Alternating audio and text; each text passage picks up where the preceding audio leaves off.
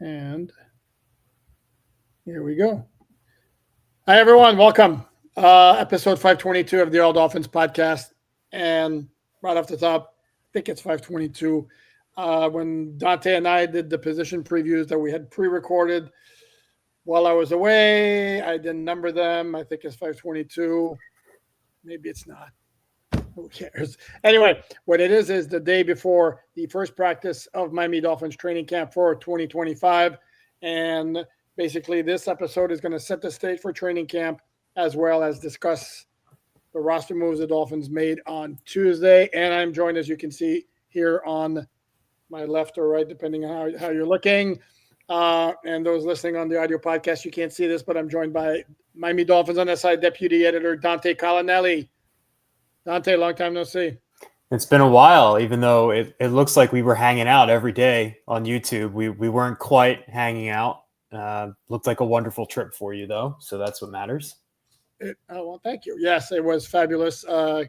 Anybody thinking about going to Japan, visiting Japan, and had any sort of hesitation, go. In fact, my only complaint whatsoever about the trip was it was really, really hot. It was South Florida weather, but that's when I can take a vacation. When we do go back, and we're planning on going back, we're going to try to shoot it for somewhere spring or the fall. So anyway, can't recommend it more.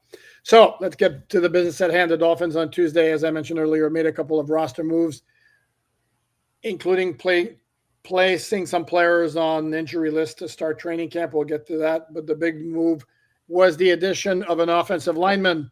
This is something Dolphin fans have been clamoring for. Even after they signed James Daniels in free agency, now they signed Daniel Brunskill, former San Francisco 49er, most recently of the Tennessee Titans. A lot of starting experience. And this is a guy who started every game in 2020 and 2021 for the San Francisco 49ers, who was run game coordinator and then offensive coordinator in those two seasons, was none other than Mike McDaniel. So, and to make room for Brunskill on the 90-man roster, the Dolphins waived quarterback Brett Gabbert, the rookie free agent quarterback from Miami of Ohio, who wasn't going to make the roster anyway. So, got to like the move. So there's more insurance and more depth on the offensive line. Yeah, I agree. I think it's interesting, too. This comes with the other half of the Dolphins' moves. They put Liam Eichenberg on PUP, right? Mm-hmm. And so if you are an avid reader of Dolphins on SI, which if you're not, you should be. What are you doing?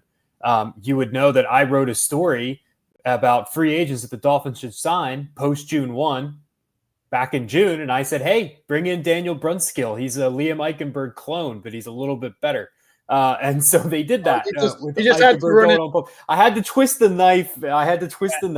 No. But I think it's a really, really nice compliment to Eichenberg as well. I think you can keep both of these players on the roster, and they cover a lot of versatility for you. On the interior, you have two players who can play center. You have two players who can play guard. And then I think you pair that with Larry Borum, the other, supposed to be backup offensive lineman. He has tackle guard flexibility. And So I think between these three players, I think you actually end up covering any spot that goes down on the offensive line. And that's a really intriguing proposition for a team that has struggled to maintain offensive line continuity and depth through injuries. Just some brief numbers on Brunskill, 35 starts. Most of them have come at guard. 24 of those, like you said, with the Titans. He's got some experience. He also has some tackle experience. It's brief, but it's there. A lot of flexibility in this player. You mentioned the Mike McDaniel connection. He knows the scheme. He understands what is going to be asked of him in the running game. He's executed it at a high level before. The Titans run defense. Now, run offense, sorry. Obviously, you have Derrick Henry, so, take it with a grain of salt. It is what it is, though.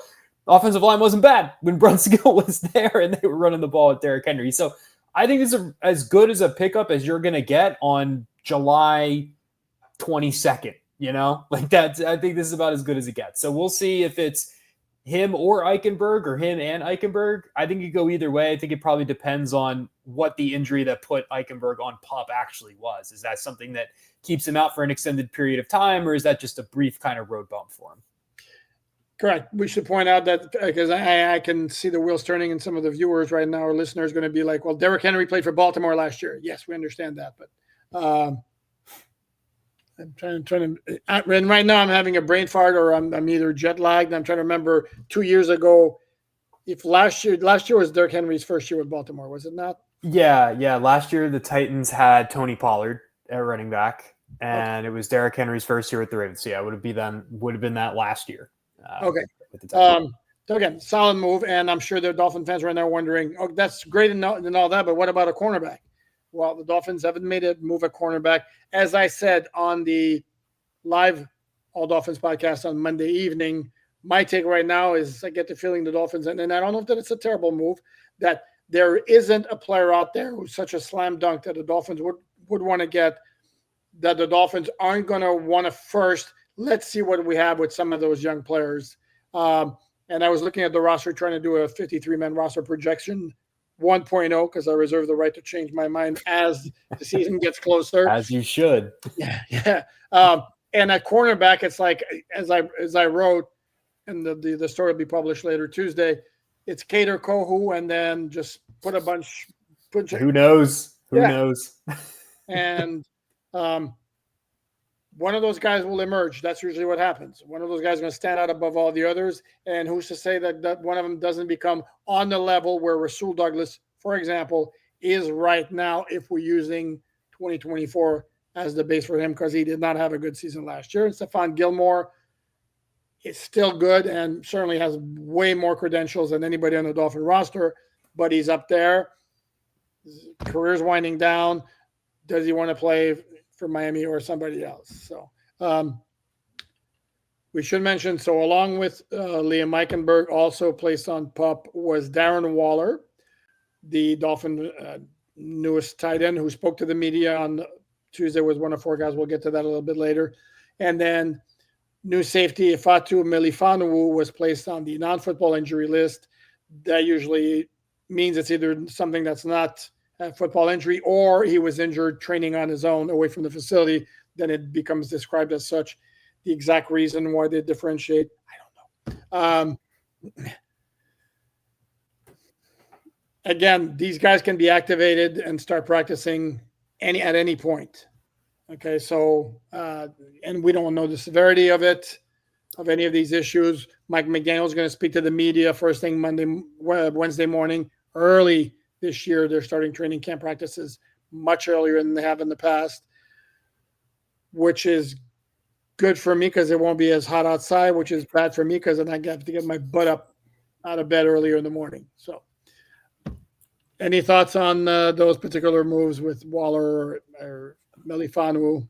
The Waller one was completely expected. I think it would have been a shock if he wasn't on PUP, given that he didn't play football last year. I don't really think I'm overly surprised about that or concerned, frankly. I was fully expecting him to land on PUP at least for, a couple, maybe 1 week at least minimum. It could go longer than that. We'll see, but that doesn't surprise me. The Melifonwu one is troubling only because he is a player who is injured all the time. And so non-football injury, as you said, could quite literally be anything.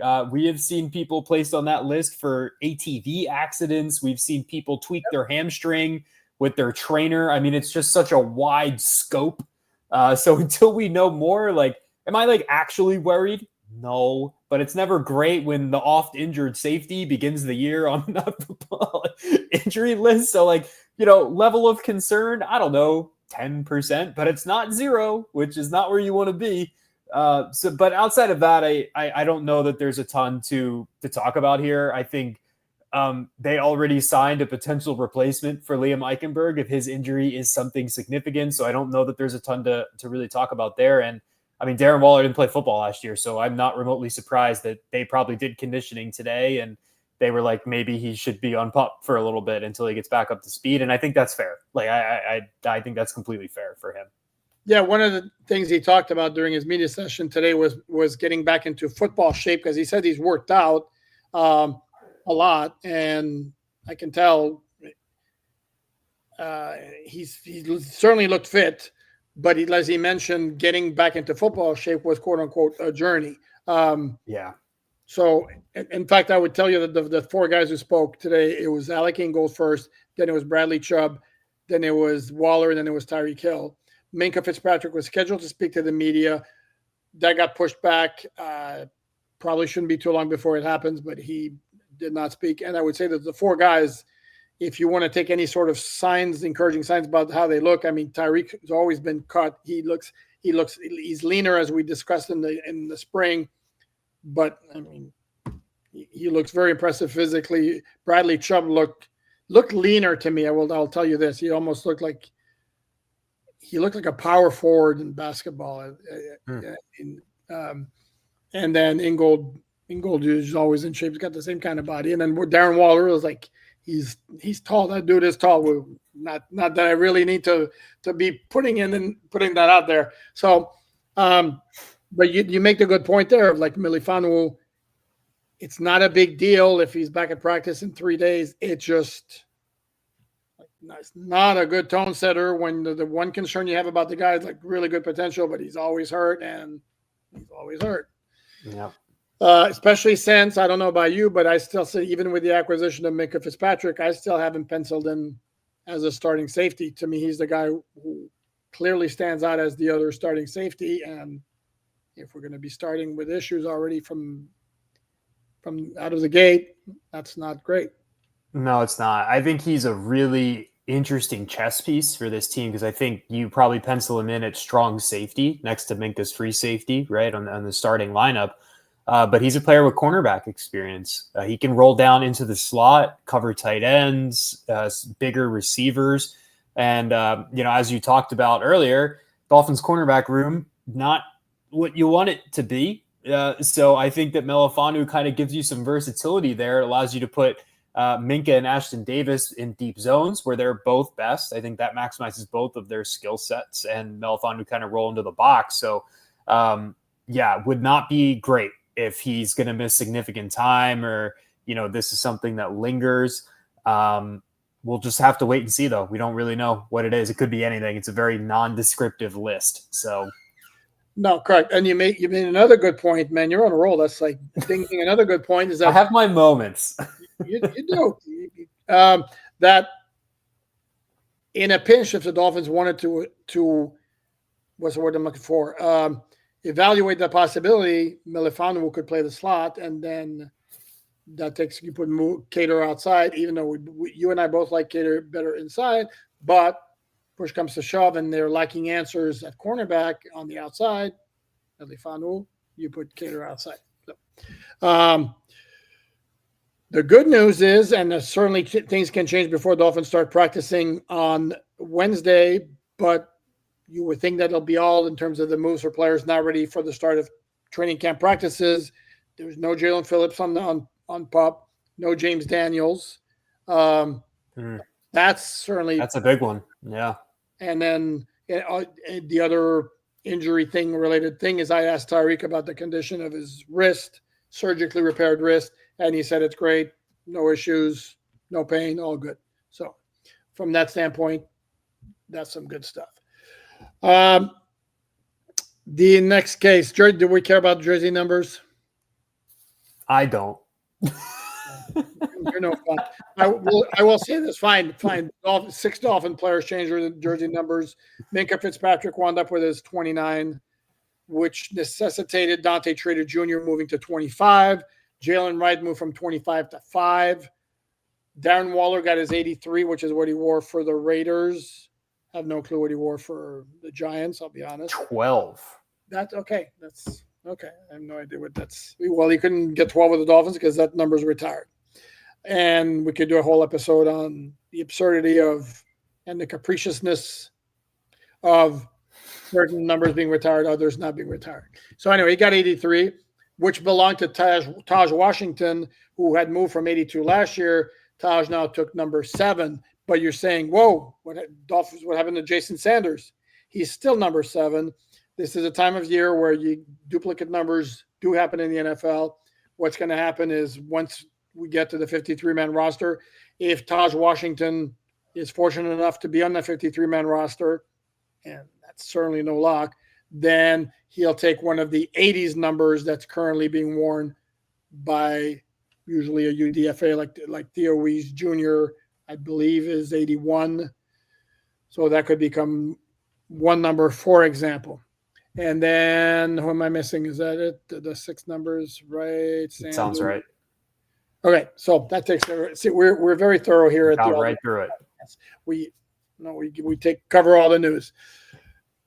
In terms of the media sessions, the Waller one was very interesting. It's the first time he'd spoken to the media since he was acquired in that trade with the New York Giants.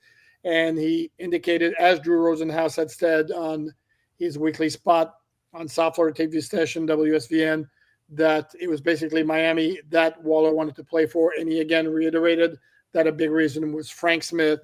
And he had some very nice words about Frank Smith, basically Darren Waller's story about how he fought substance abuse issues to get himself on the straight and narrow.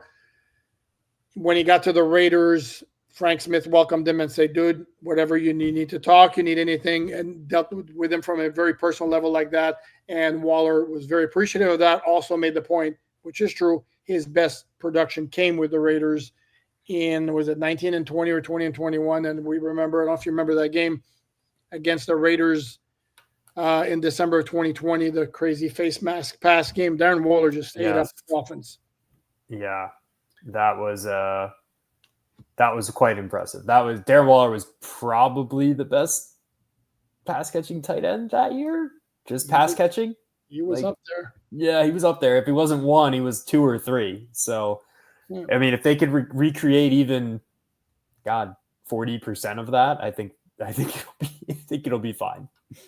And the other part with Waller, which was funny, he's well aware there's a clip out there in YouTube land of him doing an interview. I think this is after he retired with some folks in Buffalo, where he would make the comments something along the lines of, they asked me to block for on 3 straight running plays. I'm like, yes. Yeah, that's not what I'm here for. And he kind of made light of it, said, I'm very aware that's out there. Yes, I understand that blocking is part of the job. But I think you and I both know Dolphins didn't sign or acquire Darren Waller for his blocking. No, I appreciate him giving the political answer, but I do not believe him. I'm going to call his bluff on that one. He was not brought here to block, and they have blocking tight ends. So in theory, he shouldn't need to block. But they used him as a lead blocker on a couple of runs where I don't think that, the Giants had better options. Frankly, I thought it was strange that Darren Waller was the selection to be used on those blocks. So I'd like to think that his connection with Frank Smith, the familiarity that they have and getting the best out of him, that's not a problem in Miami. But it's good to see him address it. At least, he's upfront about it. He understands it's out there. He knows it's a narrative, but I don't think he's going to be doing much blocking in South Florida this year. No. And he looks like a basketball player. I mean, like Bradley Chubb, I mentioned, he looked leaner a little bit, but he still looks like a football player. Darren Waller looks like a basketball player. And for those not familiar with Dante's fine work on Dolphins on SI, Dante's a bit of a film guru. And I think, you know what? I think when one of your next assignment is going to be, let's compare and contrast through film review the blocking skills of Darren Waller versus Mike Gesicki. Oh, man. Why are you trying to do this to me? Oh man. So I tried to watch the Waller blocking tape, and it was funny because you mentioned that clip, and I watched the Buffalo game, and I was like, I'm gonna find the moment where Darren Waller quit because I know it's in here. And if you watch it, it's at the very end of his tape. If you just watch his reps, if you have NFL Pro, you can do that. And you can literally, there's 3 straight plays where he blocks, and in the last one, you can see him just go and throw his arms up in the air, and it's like, that's the moment he decided that he was out. Not that crap again. And Mike Gesicki was the same deal. But then again, their background is like, I mean, or I don't know what Darren Waller did in college or high school. I don't recall. Mike Gesicki was like a volleyball player in high school, along with basketball. So I mean, stylistically, they're very similar, right? Like, what are you going to get out of Darren Waller? It's roughly what the Dolphins were getting out of Mike Gesicki for those years. It's, hey, he's going to run in a straight line. He's going to be faster than linebackers, and he's going to be taller than safeties. and we're going to throw him the ball and he's going to go up and get it. Like that is what it is. That's the type of receiver you're getting. Now, would I have preferred that maybe they went for a more traditional tight end? Yeah, perhaps. But I think if you get 40% of Darren Waller's Vegas Raiders days, you are more than happy with that production. And I think that's doable. I think that's an obtainable goal. No, without question. Tyreek Hill is another one who made everybody laugh when he was talking about one of his sons saying his favorite player in the NFL was Justin Jefferson. No, sorry. He said that Justin Jefferson was his dad. Yeah. And then Tyreek Hill had fun with that. And he said he told his son, oh, if Justin Jefferson is your dad, you tell him to take you to Disney World. Got a big chuckle out of that. Tyreek, and you wrote about this on Miami Dolphins on SI.com, talked about how he's singularly focused on the task at hand and on football in 2025, to which I will say, please forgive me for saying this, but allow me to be skeptical just a hair, because this is a time of year where he's going to say that, and Tyreek does like to do a lot of extracurricular things. So let's just say I'll believe it when I see it. However, he talked about the stated goal of reaching 2,000 yards, and his answer was perfect. That yes, it's still a goal of his, not necessarily to get in the way of what the team wants to accomplish. And I have said it before, I'm going to say it again. If Tyreek Hill gets 2,000 yards, it's not to the detriment of the rest of the offense. And, oh, my God, it's going to hurt the team because it's all about Tyreek. No, I think the Dolphin offense is going to be much better, and the chances for success grow exponentially for the Dolphins team if Tyreek does reach 2,000. Yeah, I'm with you on the focus on football part. I am very skeptical of that. And look, all Tyreek Hill can do right now is say the right things, right? Like, that's all he can do. Right? That's all anyone's going to do. I'm sure culture around the team is going to continue to be a really big talking point during training camp.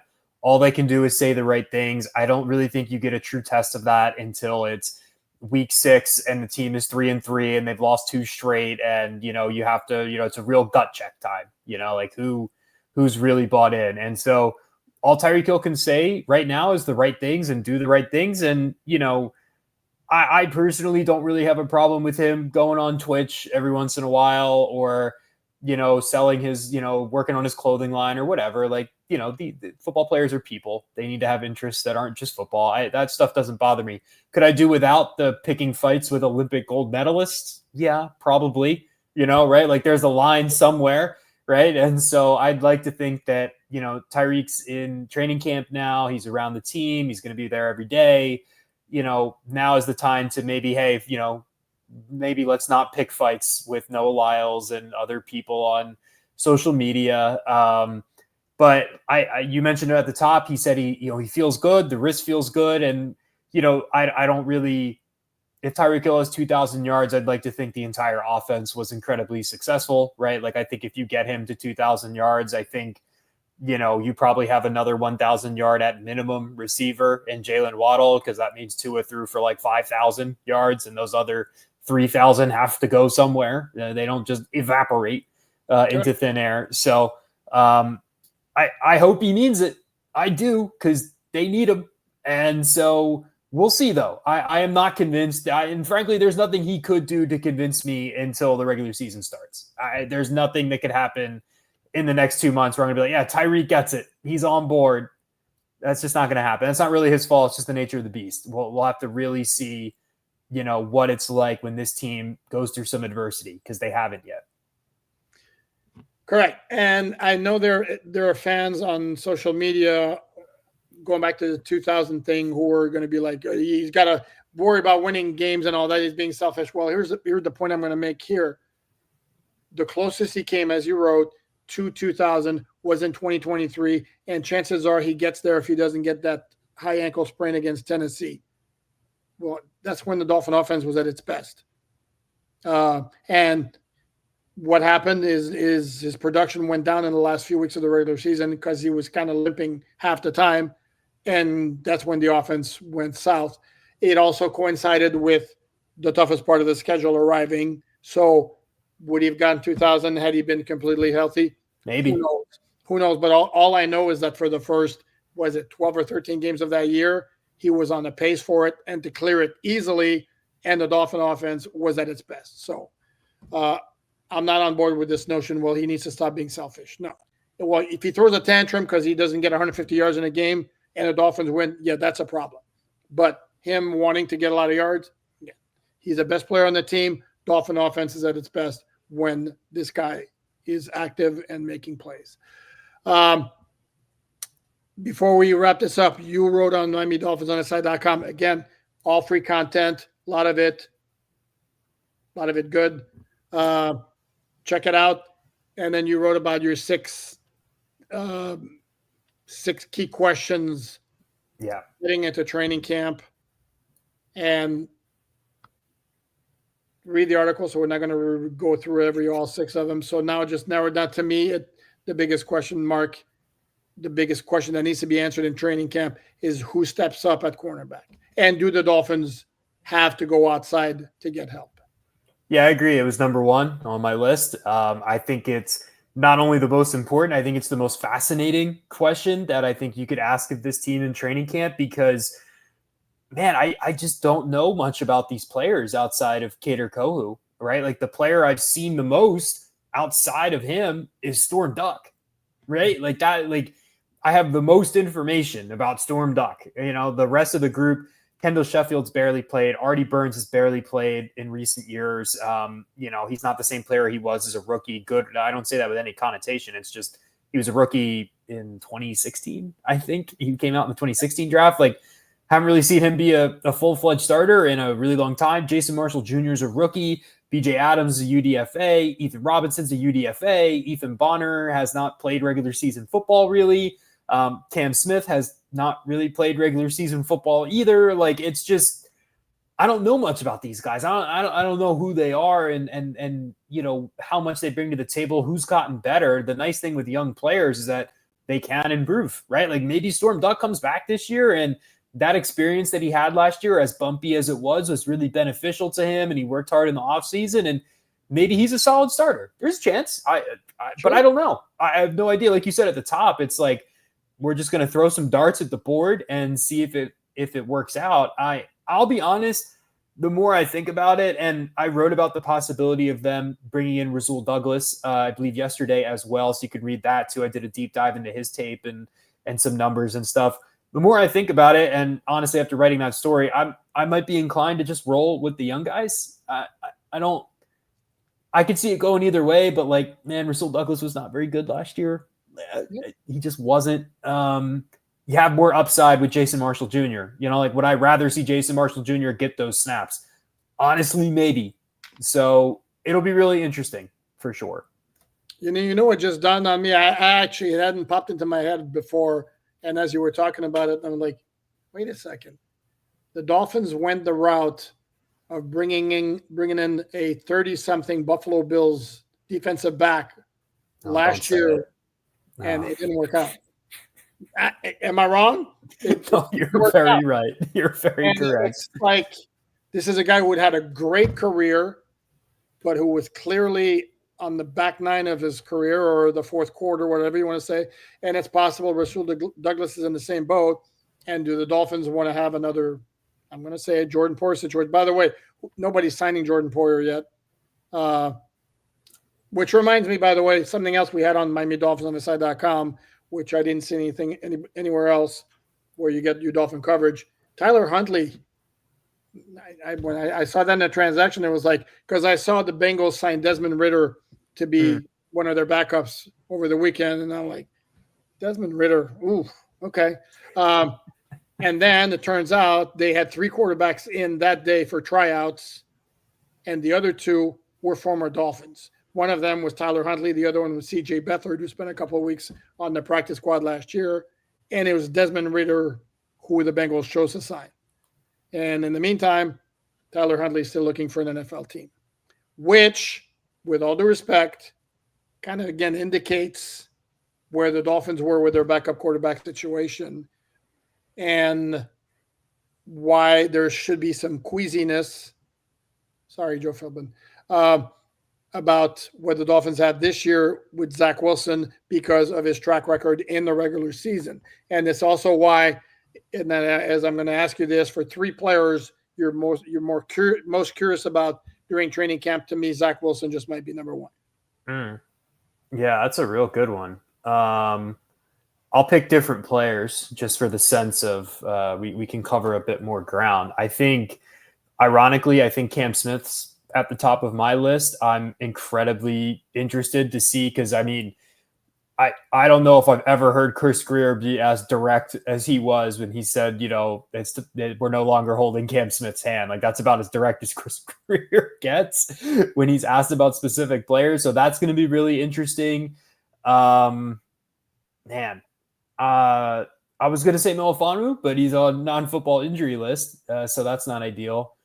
I'm going to be really interested to see about Tyrell Dodson as well. I think that's a really interesting position, because the Dolphins have had a really difficult time finding two good linebackers at the same time in recent years, right? Like, they thought it was, right, they had David Long and Jerome Baker, right? Jerome Baker moved on. They replaced Jerome Baker with Jordan Brooks after Long had a really good year. And then Long came back and was really not good, and they cut him.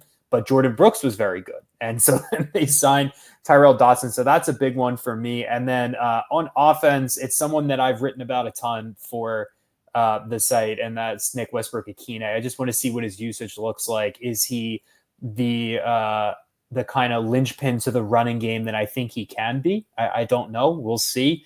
I think his blocking is going to be a really underrated strength that he can bring to the table this year. And it'll be really interesting to see if some of his passing game reps gets eaten up by Darren Waller when Darren Waller does get healthy, because I think effectively they play the same position in my head. Now, I personally think Nick Westbrook-Akine is a better blocker, and so to me that would matter more, but we'll see. The Dolphins might think differently. So those would be the three that come to mind. Yeah. I'm with you on Cam Smith, and I don't know if I ever said that on the podcast. One thing I want to see very early on, and maybe it means nothing. Maybe I'm completely off the mark, peanut gallery going, as usual. But one thing I noticed in the offseason program, and then this is the first time I've noticed it, and I don't necessarily pay a lot of attention to it for a lot of players, but it struck me, the body language was just, did not like the body language in the least. And I don't want to assign what it could have, or try to, decipher what it could have meant. It just didn't look like, no pep in the step, no I'm out there and I'm going to make it. It just did not like it. I want to see it be better from the start Wednesday morning. And Zach Wilson, Cam Smith. Another one I'm curious about might be Ollie Gordon too, because I think he's got a chance, as I see it, to make a push for the number 3 job and unseat Alexander Madison, the free agent acquisition from the Raiders. So those will be my 3 guys. So that's going to wrap it up. As I mentioned earlier, or on the live podcast on Monday night, we're going to be here all week, recapping every practice. The fun starts Wednesday. Programming note for those who like the other podcast I'm on, the Dolphins Collective, will be live Tuesday evening, 7:30 p.m. Eastern Time, with Doug Lee Durong, TD Finstock, Omar Kelly, and myself. Hope you have enjoyed. And this episode of the All Dolphins podcast, we'll continue to do it. And absolutely check out the website. Read the free content, MiamiDolphinsOnSI.com. He is Dante Collinelli, DC. I am Alain Poupart. Poop. We're going to bid you goodbye for now. Thanks for watching.